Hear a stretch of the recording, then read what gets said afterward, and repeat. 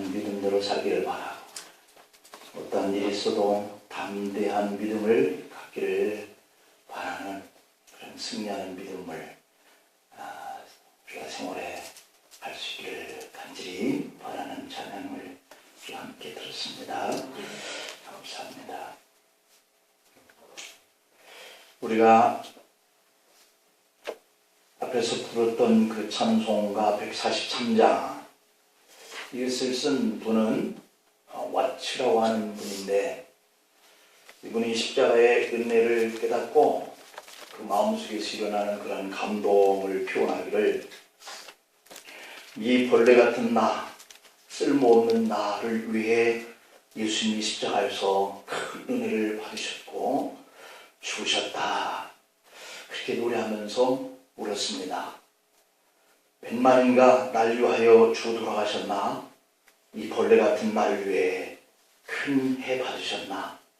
나 십자가 때 할 때에 그 일이 고마워 내 얼굴 간이 못 들고 눈물을 흘리더라. 늘 울어도 눈물로서 갚을 줄 알아. 못 갚을 줄 알아. 몸밖에 드릴 것이 없어 이 몸 바친다 라고 하면서 그 자신에게 밀려오는 십자가의 은혜를 마음속에서 감동이 되어 눈물로 만들었던 곡이다 라고 그럽니다.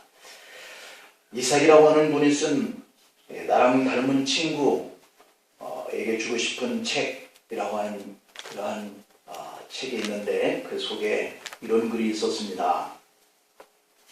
상처에 고인 진물을 짜내야 하듯이 가슴 속에 고인 눈물도 흘러내야 한다.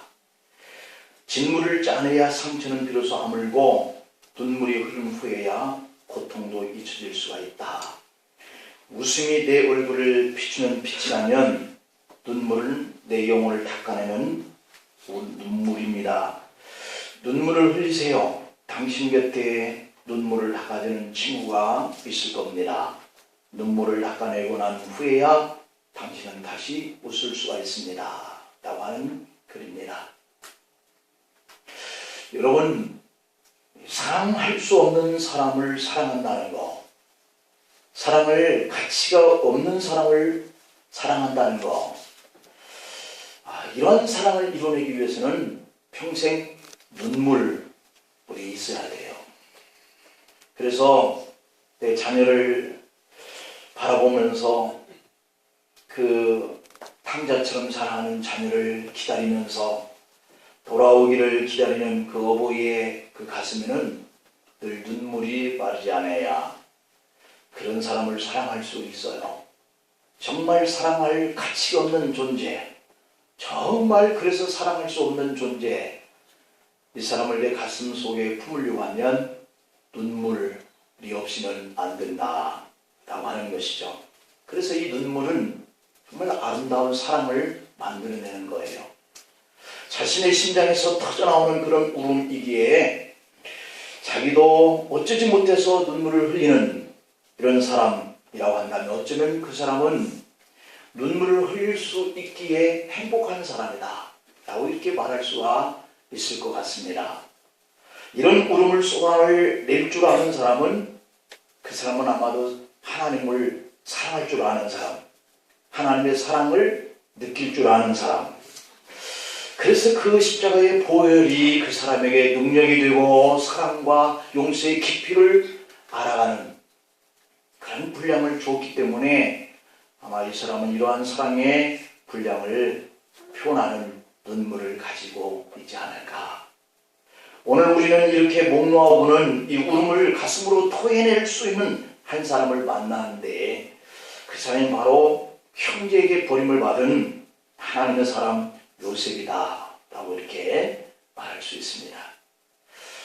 베냐민을 바라보고 울고, 아버지를 만나고 울고, 형들을 만날 때도 그 감정을 주체할 수 없어서 우는 사람 요셉이죠. 내 가슴속에 간직하려고 있으니까 그 심장이 터져버릴 것 같아서 그 영혼 깊은 곳으로부터 터져나오는 그런 울음을 참지 못하여서 토해내는 그런 울음을 가진 사람이 요셉이다. 멈출 수 없는 그런 울음을 토해내는 이 요셉을 통해서 내 가슴 속에 잠자고 있는 이 심성 이런 것들을 깨우기를 소망합니다. 오늘 본문 속에서 요셉의 울음 속에 담긴 이 메시지에 그것이 우리에게 주고 있는 이 교훈이 뭘까? 오늘은 그것을 한번 생각해 보려고 그럽니다. 그 첫째는 형님들을 사랑합니다 라고 하는 그런 고백을 해야 하기 때문에 눈물을 쏟아야 했다라고 하는 거예요.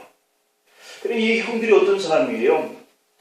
어렸을 적에 젊은 그 나이대의 요셉을 저 애국으로 먼 타국으로 팔아버린 그런 장본인들이 형들인데 그 형들을 가슴에 끌어안고 포용을 해야 돼요.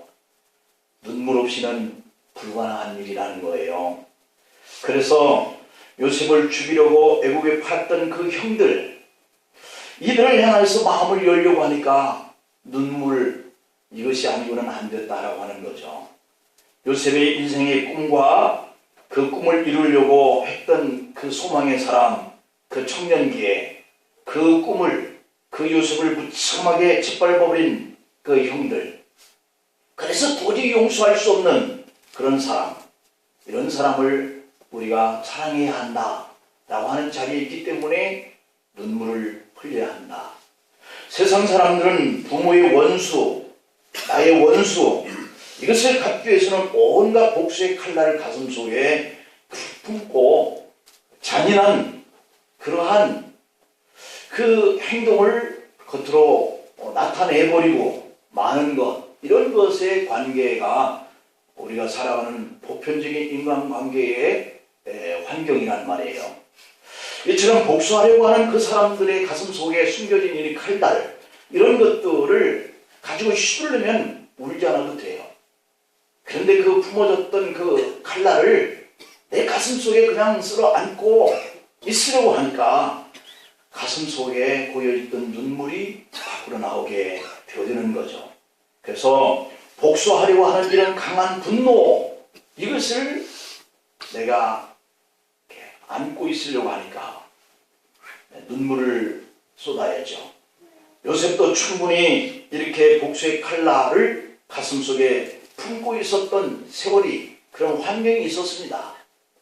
형들에게 받은 그 아픔과 상처가 자신이 살아가는 그 인생에 너무 고통스럽고 힘들었기 때문에 그 마음이, 복수의 마음이, 그 원망하고 미워하는 마음이 가슴속에 있었을 거란 말이에요. 그런데 이 요셉은 자신의 형들이 자기의 인생을 짓밟았다고 생각할 수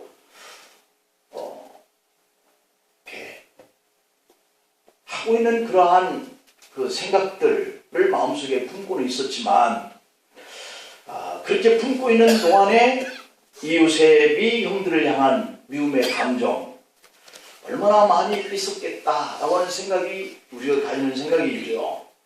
노예로 끌려가게 하고 또 감옥에 갇혀야 하는 이런 환경에서 요셉은 형들에 대해서 실질적으로 우리가 가지고 있는 미움과 증오심, 이 복수의 칼날, 이것이 가슴 속에 있었을 것이다. 그러나 오늘 우리는 도저히 이해할 수 없는 그 요셉의 모습을 발견한다는 거죠. 그런 마음속에 키웠을 법한 이런 미움과 증오심을 형들에게 폭발시키지 않았어요.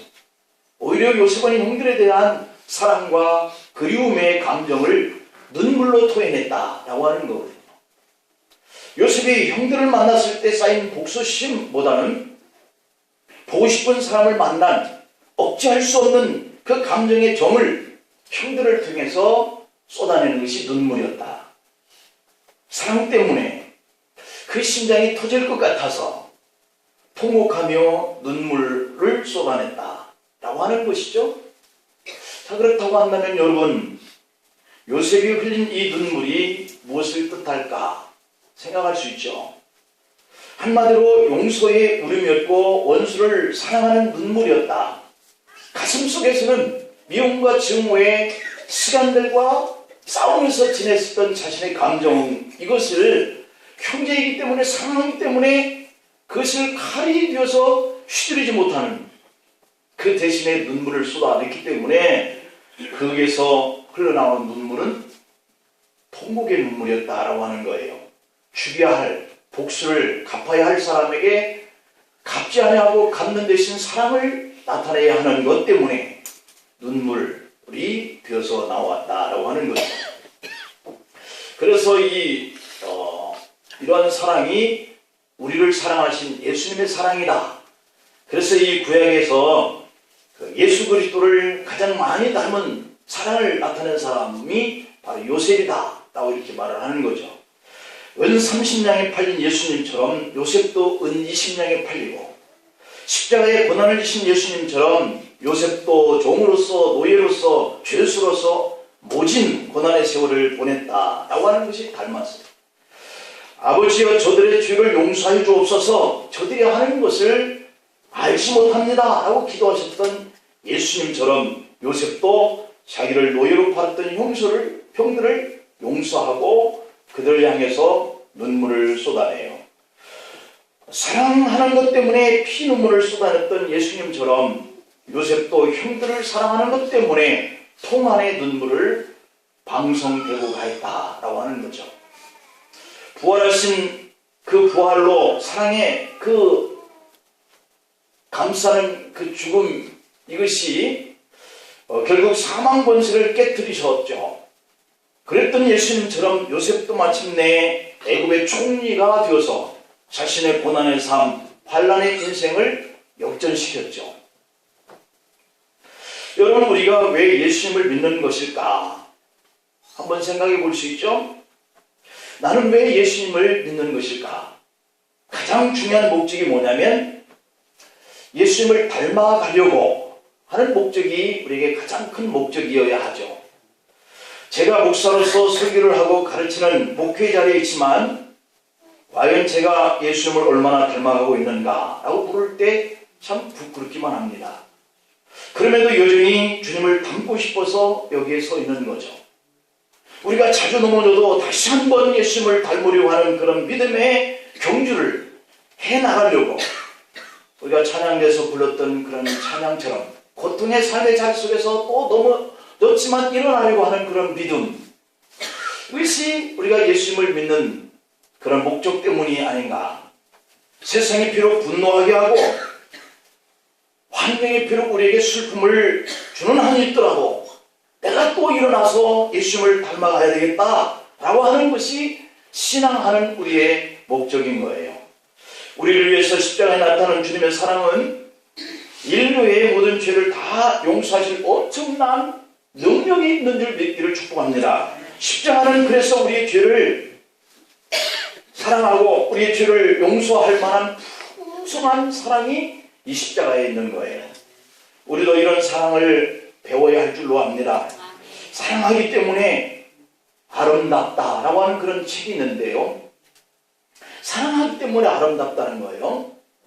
그런 내용의 이런 글이 있습니다. 남편이 아내에 대한 그런 사랑의 글을 옮긴 책인데 다시는 하얀 와이셔츠를 사지 않을 거예요 라고 하는 내용인데요. 남편이 아내에게 말합니다. 여보 이리 와봐. 뭐예요? 다가갑니다. 와이셔츠가 이게 뭐야? 또 하얀색이야? 왜요? 당신은 하얀색이 너무 잘 어울려요. 그래도 내가 다른 색깔로 사오라고 했잖아. 하얀 와이셔츠 말고 색상 있는 와이셔츠 좀 사와. 몇 번이나 말했더만 또 하얀 와이셔츠를 사다 놓은 거야? 월요일 아침부터 남편은 아내에게 이렇게 목소리를 높였습니다. 이 와이셔츠 다시 가서 바꿔 와. 아내는 당황스러워하며 미안해요. 유행 따라 색깔 있는 와이셔츠를 사려고 했는데 아무래도 당신에게는 하얀색이 잘 어울리는 것 같아서요. 말끝을 흐리며 아내가 눈물을 쏟아냅니다. 그런 남편은 역정이 나는지 도대체 몇 번을 말을 해야 알아듣는 거야.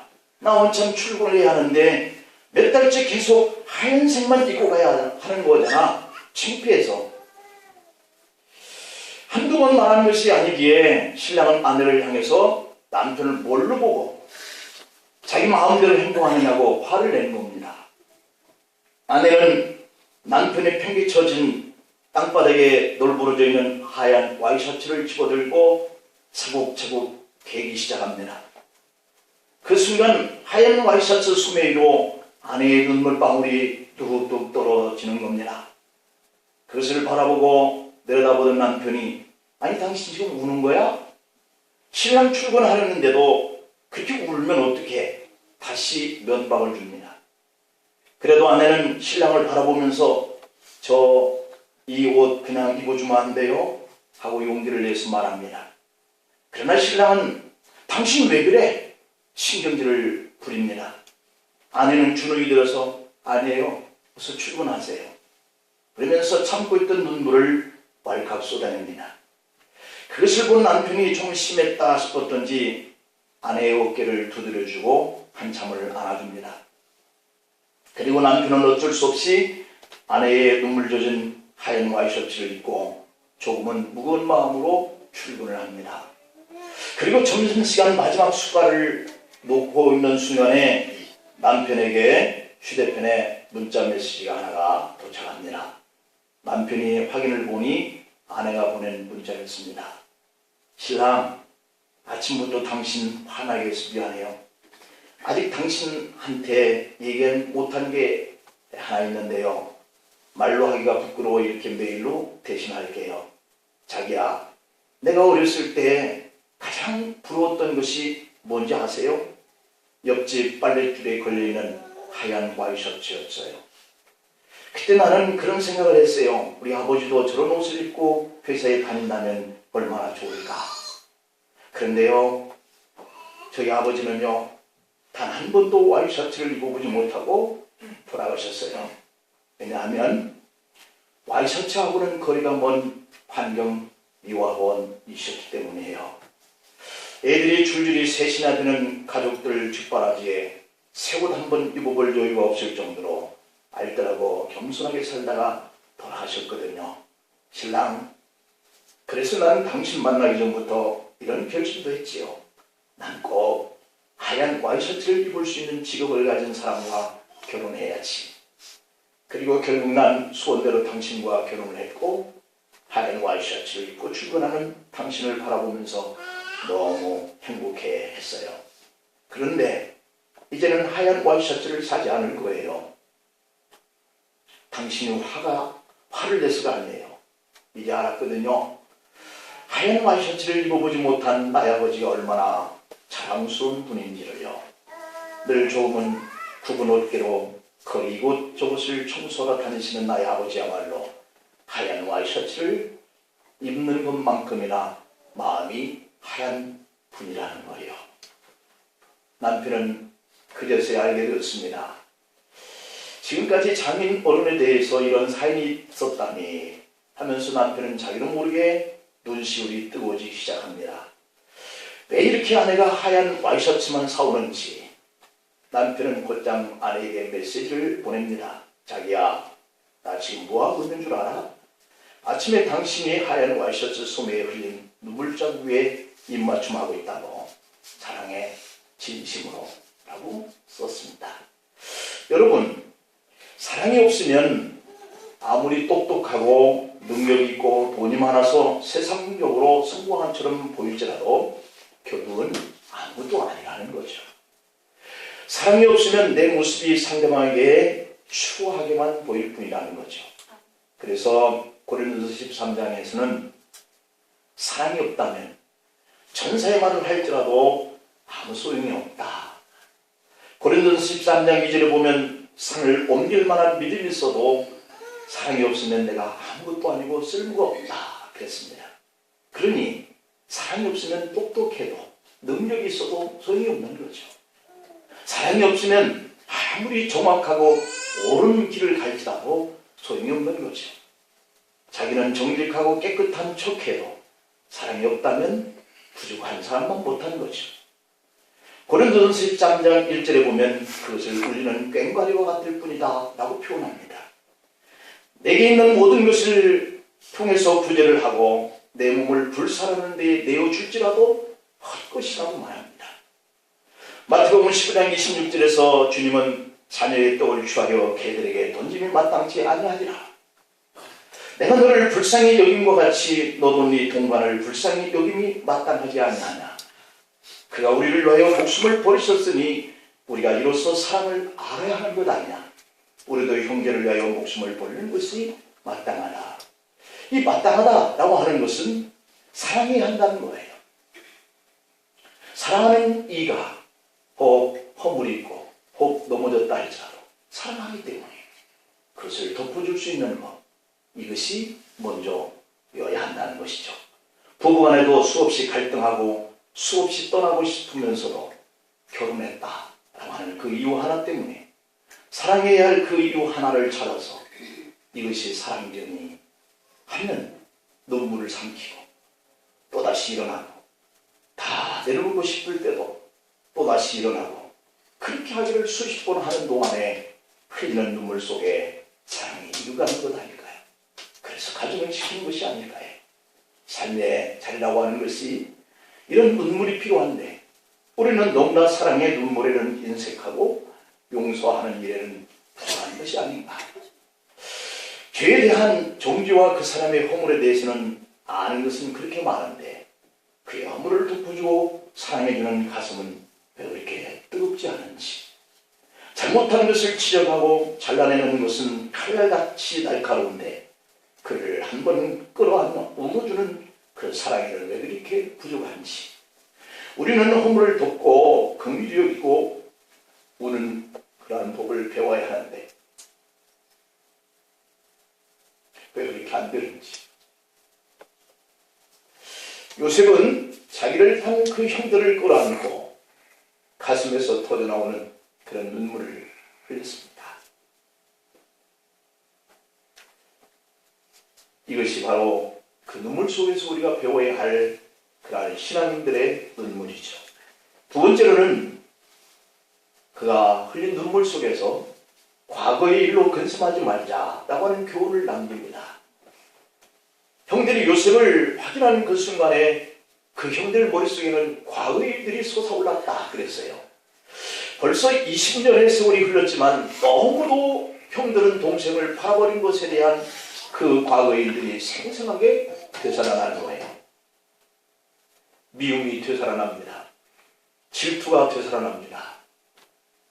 그래도 울면서 달려가는 그런 동생의 모습. 그때 이 아우 요셉은 형들을 붙들고 살려달라고 모질게 팽개쳤던 그러한 동생의 그러한 그 울음을 형들은 무시했던 것. 그래서 그 형들은 매달리고 울었었던 그 아우의 모습이 죄책감에 트라우마가 되어 다시 작동됩니다. 평소에는 그렇게 잔잔했다가 결정적인 순간에 비수같이 파고드는 것이 바로 이 미움과 질투, 분노인 거죠. 오늘 5절 말씀을 보면 당신들이 나를 팔았으므로 라고 이렇게 말을 합니다. 요셉의 근심은 과거의 상처로부터 시작되었다 라고 하는 것을 우리에게 알려주고 있어요. 과거에 행한 일 때문에 근심할 형들에게 요셉은 사랑합니다. 근심하지 마소서. 그렇게 말하면서 형들이 과거에 그 쓴뿌린 죄책감을 떠올려서 아우에게 말을 할 때 이 아우인 요셉은 그 형들의 아픔을 기억을 뽑아내주면서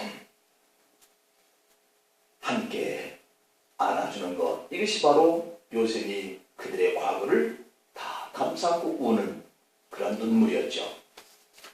이렇게 요셉이 흘리는 눈물을 보면서 형들은 자유를 경험합니다. 눈물은 이렇게 상대방의 두려움을 안아줄 수 있는 거죠. 내가 울면 다른 사람이 사로잡혀 있는 트라우마에서 자유하게 됩니다. 눈물은 허물과 죄가 있는 영혼을 자유케 하는 사랑의 눈물인 것이죠. 사람에 대한 평가가 늘 과거의 일들을 혼합하여서 지금의 나를 평가합니다. 과거에 너는 이런 사람이었는데 이런 사람이었어.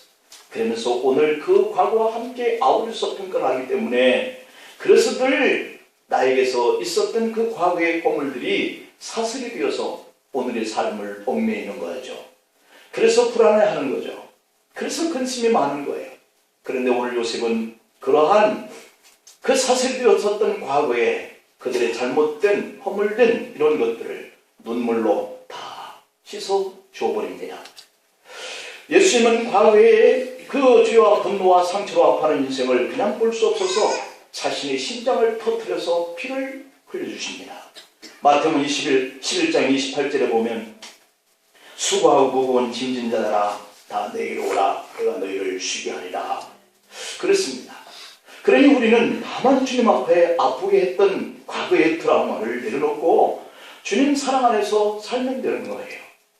여러분을 근심케 하고 불안케 하던 그 모든 과거의 짐들, 아직도 내게 울컥울컥 치밀어 떠올려왔던 그러한 모든 과거를 움켜쥐고 있었던 옛 생활의 죄책감의 뿌리들을 이제 다 내려놓으시기를 축복합니다. 형들을 위해서 울던 요셉처럼 우리를 위해서 피 흘리신 주님이 그 십자가의 보혈에서 우리의 죄와 허물들을 다 씻어내 주시고 자유케 해주시고 편안케 해주셨어요. 이것을 믿으시기를 축복합니다. 세 번째로는 요셉이 흘린 눈물 속에는 하나님께서 우리를 통치하시고 다스리는 모든 것, 역사의 주관자다라고 하는 그런 교훈의 의미를 주고 있어요. 5절에서 당신들이 나를 이곳에 팔았으므로 근심하지 마소서 한탄하지 마소서 하나님이 생명을 구원하시려고 나를 당신들 앞서 보내셨나이다. 이렇게 말하고 있는 부분이 자신의 운명의 모든 아픔의 그런 삶의 그 고리들이 하나님이 주관하셨다. 이렇게 말씀하고 있는 부분이에요. 사실 이 말은 듣는 사람에 따라서 억지와 같이 들리기도 합니다. 형들이 요셉을 애굽에 판 것은 사실이잖아요. 그러나 요셉은 이러한 사실적 접근을 무시하고 있다는 점을 발견하는 거예요. 형들의 근심된 마음을 풀게 하려고 좀 더 폭을 넓혀 말하고 있다고 하는 것이 발견돼요. 지난 20년 동안 요셉은 왜 내가 애굽에 팔려와야 했을까? 왜 내가 감옥에 갇혀야 하나? 많은 원망의 마음들로 살았을 거란 말이죠. 그러다가 요셉은 내가 애굽의 총리가 되기까지 이를 생각했을 겁니다. 이 사실을 묵상한 후에 요셉은 이런 결론을 내릴 수가 있었어요. 아, 이것은 내가 하는 일이 아니구나. 하나님께서 하신 일이구나. 내가 이곳에 와서 고난을 당하고 애굽의 총리가 된 것은 참 힘든 나의 인생의 여정이었지만 이 일이 결국은 하나님께서 내 가족을 구하고 내 백성을 구하려고 그러셨구나. 이렇게 생각하기에 이른 거예요. 요셉은 이 역사를 자신의 관점으로 보지 아니하고 하나님의 계획으로 바라보면서 신앙의 눈이 열리게 되는 거예요. 노예 시절과 감옥의 세월들은 도저히 이해할 수 없었지만 형들이 나를 파는 것에 대해서는 도무지 이해할 수가 없었지만 때가 되니 하나님의 계획된 것이다. 이것을 이해했다는 거예요. 그래서 요셉은 형들 앞에서 하나님의 뜻을 찾았습니다. 그리고 비로소 하나님의 구원의 계획에 순종하는 그런 요셉을 봐요. 찬송가 우리가 이따 부를 310장을 작곡한 휘틀리 목사님은 하나님의 은혜로 이 쓸데없는 자 왜 구속하여 주는지 난 알 수가 없다. 이렇게 고백하고 있거든요. 이 알 수 없는 비밀을 하나하나 이렇게 캐가면서 발견되어지는 그런 하나님의 말씀으로 인해서 눈물의 곡을 310장을 썼다는 거예요. 요셉도 자신을 애굽 총리로 세우기 위해서 그의 삶 속에 하나님이 들어오셔서 자기 인생을 주관했다는 거예요. 그래서 하나님이 주관하는 그런 인생을 자기가 살았기 때문에 형들이 자신을 팔았다라고 하는 것까지 자기가 이해할 수가 있었던 거예요. 그래서 요셉도 자신을 애굽의 총리를 세우기 위해서 그의 역사 속에 주관했었던 그 하나님의 그 통치의 비밀을 맛보면서 통곡의 눈물을 흘립니다. 내가 분노하며 상처를 받게 하셨던 그 하나님의 더욱 큰 틀의 계획을 비로소 깨닫게 되는 날, 감히 상상할 수 없었던 하나님의 큰 사랑 때문에 형들을 바라보는 순간에 통곡의 눈물을 쏟은 거예요. 하나님께는 더 큰 영광이 되고 우리에게는 더 좋은 것을 주시려고 여기까지 그를 이끌어 오신 것처럼 우리의 인생도 이끌어 오신 줄로 믿습니다.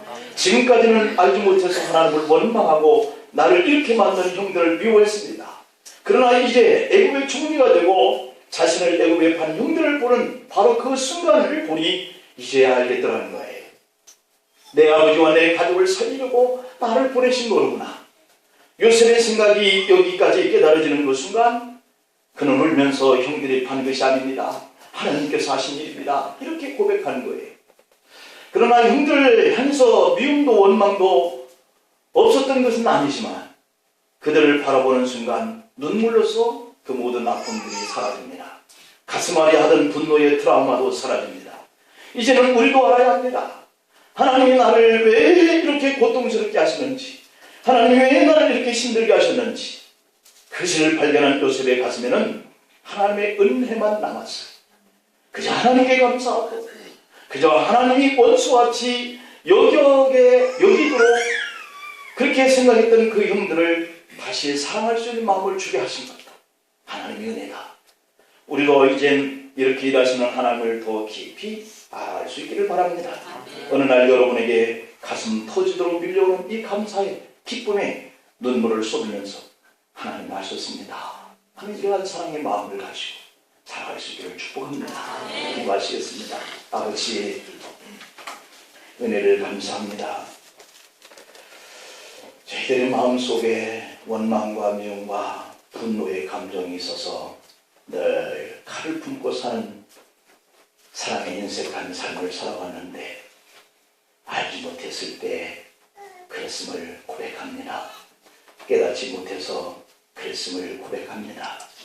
주님이 우리의 인생을 여기까지 인도하시려고 그러한 무지한 고통과 환난을 당하게 하시고 하나님의 사랑의 깊이를 다 알지 못했을 때 우리 마음속에는 그것이 트라우마가 되어서 어느 한 순간순간마다 과거의 모든 일들이 어우러지면서 오늘을 나를 고통케 하겠던 이 일들의 이치가 주님의 사랑을 깨닫고 보니 하나님이 하셨습니다. 아버지, 부족하고 인색했던 그 사랑의 마음을 이제는 더 넓게 이렇게 포용하면서 주님의 사랑의 깊이를 깨달아 알아가면서 주님의 사랑 안에서 우리가 자유함과 평안함을 누릴 수 있도록 축복해 주옵소서. 예수님의 이름으로 기도하옵나이다.